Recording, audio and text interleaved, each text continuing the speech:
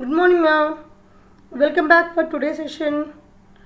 Today we are going to wind up the part 1 of Unit 3. Okay, so till now we learn about the importance of quality attributes and the quality attributes, how we have to estimate these quality attributes by using 6 types of scenarios. Okay, the source of stimulus, artifact, environment, response, and response measure for different type of quality attributes, namely availability, modifiability, usability, testability, security, and performance finally. Okay, and we discussed these quality attributes along with the scenarios by taking example in the previous classes, and we discussed lot many merits and demerits, how we have to cope up if any problem occurred in the midway. Great. So today, along a part of these 6 quality attributes which we discussed previously, we can also discuss the other quality attributes also. So by which we can guess or we can come to conclusion that where we are, whether our architecture is performing well or not. Okay. Now there is a big list of quality attributes if you want to consider. Based upon your requirement of your application, the quality attributes will come into the scene. So there is no restriction that we have to use these only and we should not use that one. Based upon your requirement. So like this, along with the along with the 6 quality attributes, we have 3 more quality attributes. That is our next topic called as other system quality attributes. Mark, this topic and the remaining 2 topics of this part 1 are very short topics. So this video may be for 10 to 15 minutes of time. Right. So other system quality attributes is, one is the scalability, one is the scalability, one is the interoperability. Okay. See, we will see. See, a number of other quality attributes can be found in the attribute taxonomies, in the research literature, and in standard software engineering. So like the what are those? One is the scalability. Scalability, all of you know about this. What is scalability, ma? Any number of users, any number of programs may enter at any time of execution, right? So if that is the case, the system will not degrade its performance in giving output. See, the number of users supported, this number of users may increase indefinitely. Okay, in that case also your architecture have to perform well. So it is captured as a modification of system capacity. So if your system capacity have to modify based upon the number of users and the number of applications, automatically your architecture is not good. We have to recheck your architecture. Portability, very important. No, portability, it should be convert one form to another platform. Means your architecture should be executed in any platform. Okay, it should not be dependent, but it should be independent of the platform. So if your architectures can execute independent of your beneath hardware or the resources, automatically your architecture is superb. And final one is interoperability. Interoperability means it is going to be executed in any type of application, in any type of see here the portability is converting from one form to another, means that is problem with the OS along with the libraries. But here interoperability means any type of application, any type of input have to execute. They should not be changed in your code, right? So this simply involves filling out the 6 parts of scenario generation framework. What are those scenarios? We have 6 types, that is source, stimulus, environment, artifact, response, and response measure. Okay, so you should all the scenarios have to meet for this interoperability, right? First one is the stimulus. Stimulus might be requested to interoperate with the other system, as stimulus is the encouragement or the motivation.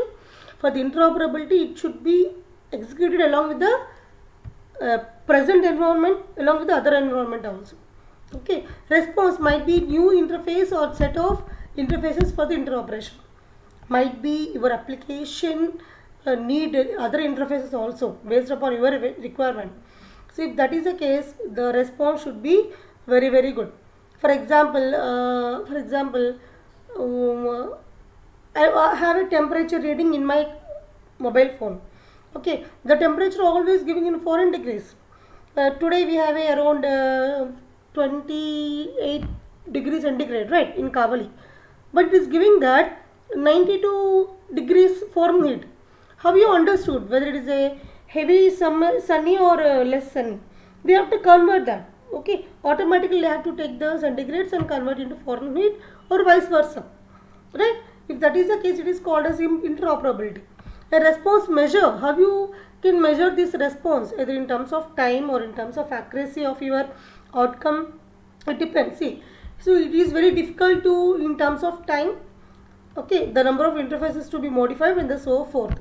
So if it is taking changes in number of interfaces, conversions from one form to another, and it is taking more time, automatically the response time is very more. It is taking more response time, so automatically interoperability is failure.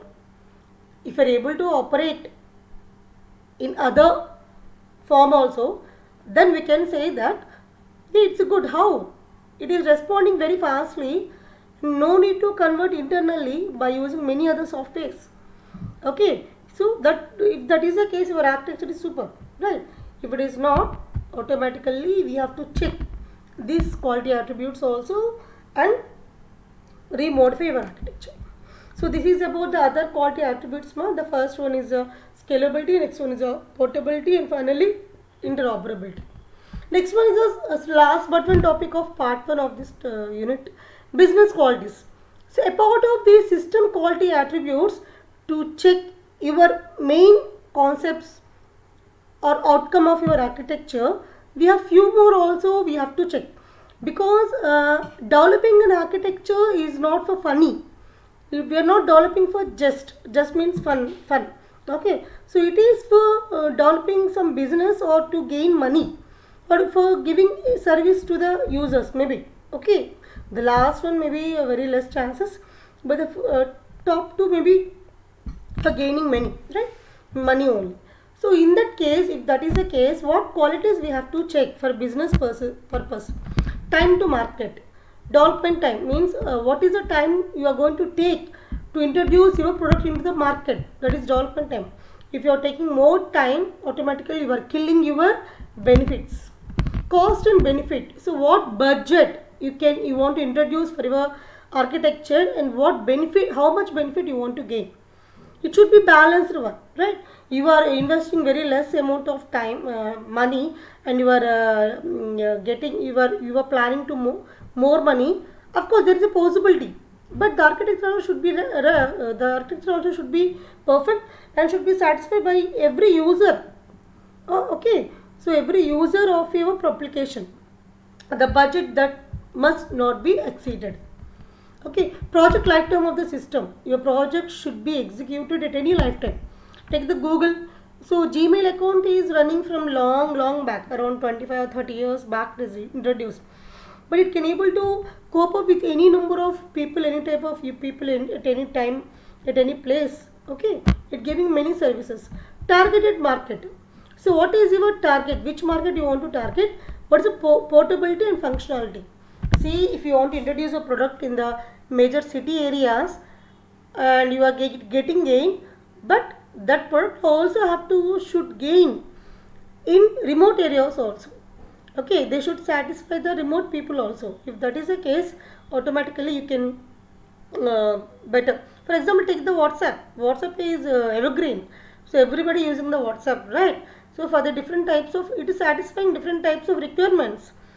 Okay, next, rollout schedule. Flexibility and customizability means whenever you want to change, or if you want to modify some, or if you want to customize some things to introduce a new features to any customer or the user based upon the requirement of their users, then we have to check it out whether this can be possible or not. If it is so, where I have to modify or change my architecture.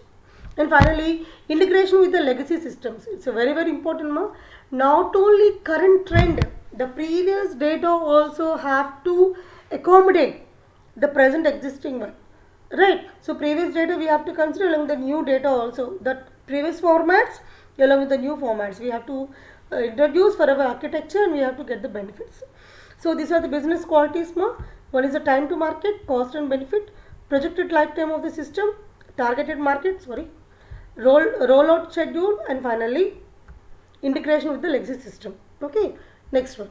The final topic in the part 1 of unit 3 is architectural qualities. So what are the architectural qualities you want to introduce? Whenever you go giving some layout or design for architecture, so what qualities?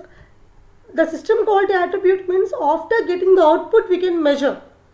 Business quality means after introducing into the market we can measure. But the time of your design, what qualities you may expect is conceptual integrity.